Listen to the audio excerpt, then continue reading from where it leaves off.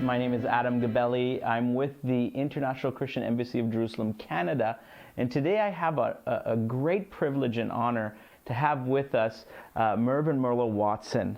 Now, Mervyn Merlo-Watson, for those of you who don't know, were part of the very founding team that spearheaded the International Christian Embassy of Jerusalem worldwide, and of course the celebration of the Feast of Tabernacles amongst believers. And they're Canadian, and it's such a joy to be able to actually talk to them today. We got so much that we want to cover, so many things that we want to learn from them, because listen, it's a joy to know that they're part of our country and they're ready to pass on the baton to the next generation. So Mervyn Merlo, thank you so much for joining us today. Listen, there's so much we want to know, but I guess we should start at the beginning, right? We should start at the beginning. Where did you guys come from in Canada? I know you're both born here. Merv, how about you? You were born here? Okay. I was born in a small wooden hospital in Penticton, British Columbia. I was very young at the time, so I don't remember a lot about it. However, that's where I was born, a place called The Benches, and that's where the fruit trees grow in row and row kind of thing. It's a beautiful area of Canada. Yeah. It was a smaller city then. Anyway, I was born then in July 23rd, 1936. So you were you born into a believing household of Christians, or was that something that came later on in life? Yeah, my family went to a Plymouth Brethren church, and I got all sorts of cousins.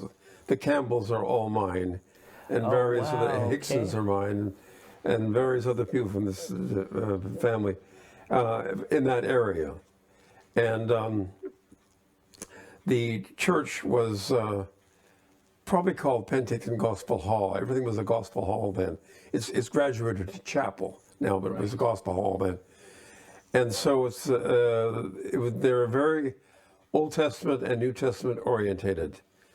So I sat through many, many lectures. People from England brought these enormous models of the tabernacle in the wilderness. Wow. I used to sit through these things, and it was a marvelous experience as a young person to see where Israel all came from. So would you say that was a formative time in shaping your love for Israel and the people when you were a young man, young boy in church? Oh, definitely, yes. I got all sorts of prizes for memorizing scripture, and that was, I had 6 Bible camps in the Howe Sound area at the Anvil Island camps, at All Brethren, and they're always very keen on making you a believer. So I think I became a believer about 6 times. I can resonate with that growing up in the church as well. Before I move on to your lovely wife, you're both amazing musicians as well. Was there did you started music when you were young as well? Was there some sort of Well, according to tradition, at age 3, down in this Penticton Hall, when everybody else finished their hymns, I would stand up on the pew and carry on until they shut me down. So that was probably the beginning of it all, at age 3. With that wonderful voice. Well, Merlo, how about yourself? Where were you born? And how did you get this love of Israel? Did that happen at a young age?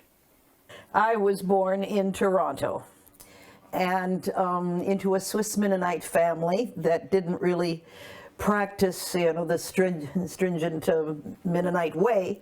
They came out of it, but the mentality was still there. And I was born November the 22nd, 1937. And my dad had a big family. They were all musical, not musicians, but they could sing in harmony like all the Mennonites do, And my mother's family were a little bit naughty here and there, and my grandfather was the horse auctioneer. I can remember my dad used to come into my room to say goodnight, and he'd always put his hand on my forehead, and he'd say the Aaronic benediction. for as long as I can remember. It was just a real sweet thing. And then he'd take me into his arms and he'd sing, "Schloof, schloof, boobala schloof," and I wonder what the dickens that was. And I found out eventually that was pure Yiddish, which is a Jewish, but you know, they say now the Mennonites did come from the Jewish people. I don't know. But anyway, I grew to love music very, very much. And my dad started the People's Church with Oswald J. Smith in Toronto. Wow. And he had a huge, not only choir, but orchestra. And he loved big productions and stuff like that, like the Festival of the Lilies and Good Friday and whatever. When I was 2 years and 9 months old, I began playing the piano seriously. I wasn't fooling around with it. Matter of fact, I don't even remember when I started. It's always been. And then when I was 4, I added the violin. And when I was about 9 years old, I went to a teacher to study how to compose music. Mm-hmm. And at 11, much to my parents' annoyance, because it was a lot of money, all these lessons, I did vocal lessons. I won a competition, so therefore the money went to pay for the lessons, so that was okay. Wow. And then when I was 15, I added viola, and by that time, I was a professional musician. I was playing in symphony orchestras and the whole bit, and chamber music, and I had to practice hours and hours and hours a day. I had the top teachers. My piano teacher was the piano teacher for Glenn Gould, who's very famous. He was the student after me, you know. But I had Jewish teachers as well. Okay. And it was all in Toronto. Yes, this is all in Toronto. So, and then also important to add that when I was 3 years old, they discovered I had what they call perfect pitch. Yes. Which means that any note that you play on the piano, as long as it's in tune, A440, I can tell you what it is. So this is a big help when I'm. That's a big gifting. Yeah. Now, just a quick question. So, when do you think was the first time that you wrote a song? Like, how old were you when you I'd be because you've about written many songs. About 7 or 8, and it was Wow. called "The Dance of the Jack in the Box." Wow. I can still remember it. Oh, that's wonderful. That's wonderful. Well, now we've heard a little bit of your growing up. Somehow or another, from Toronto and the Okanagan Valley, these two young lovebirds met. Tell us a little bit about that. That would be a... Well, I decided waiting for the music program to start at UBC was too long, so I went to Toronto to study opera. Okay. And during that time, I discovered a course in music in which I could teach all the instruments of the orchestra and band and conducting and so on. So I enrolled in that. At that time, I was living pretty freely. I wasn't too Christianized or de-Christianized or something. That I was living a different life. And I became part of a 60-voice choir, tenor soloists and so on. And Merle was in the same choir. Okay. And she used to come into the conservatory carrying this huge violin case. And being a rather strong fellow, I said I could do that. And besides, she was really cute. So kind of started over a violin. Started over a violin. Yeah.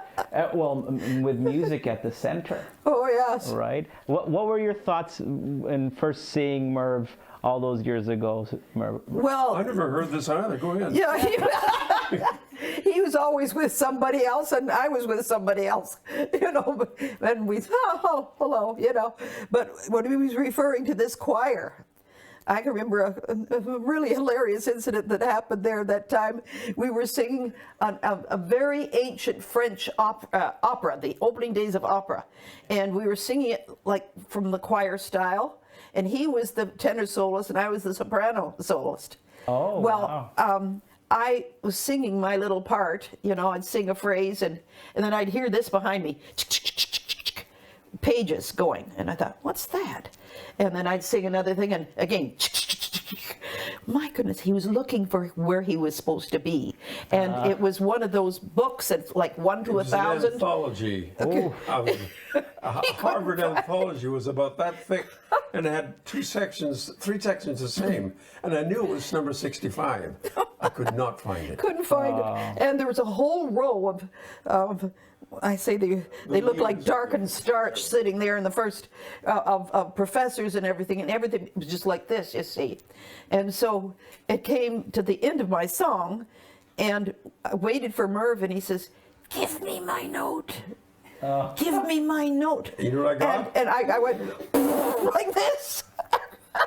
We knew it was love. We This is knew it was the love at that point. It was at that point. And it broke up the whole room, of course, but I mean, you know, it was the craziest thing to do. Yeah, he was the wrong thing. And then the conductor opened it like that and handed it to me. I could have killed him. Yeah, anyway, it was, things started. Yeah. And so at that moment, so you guys started interested in one another. Did Not you? yet. Not yet? No, because she had contact lenses and she's always doing this. Like, what's the matter with that woman? And so I wasn't very interested in someone that did this all the time. Oh.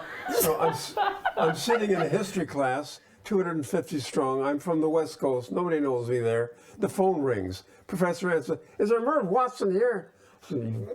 Yeah. She's on the phone. She says, "Can you do a television show with me?" It's only $125. Well, at that time, I'm a poor student. That's only $1,500 now, Yeah. you know. Then. Oh, wow. Anyway, so it started with practicing together and an increased interest on my part. She was sort of, putting up with me, sort of. But then we went on the first date, remember? Well, that was afterwards. So we met, and we met to practice all the time. I kept borrowing music because I knew I'd have to come back and return it. And so then I said, well, I would like to take her for a date.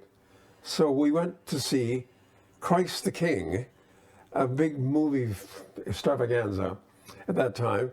And then I kept together, and finally I decided this is it. I've got to go work at Lake Louise, back to where in Canada, I'm part of Canada. And so I've got to, if I want her to marry me, I better ask her right now. So second date, I asked her to marry me. I didn't want to, lose time. Wow. And so anyway, that's how it kind of coalesced. If only men were as decisive nowadays. Yeah, right. Oh, Well, she it's said diminished through the years. she set a couple of conditions. Okay. So I had to meet the conditions first. Well, it seems That's like why you some women obviously should do did. the same thing. Yeah.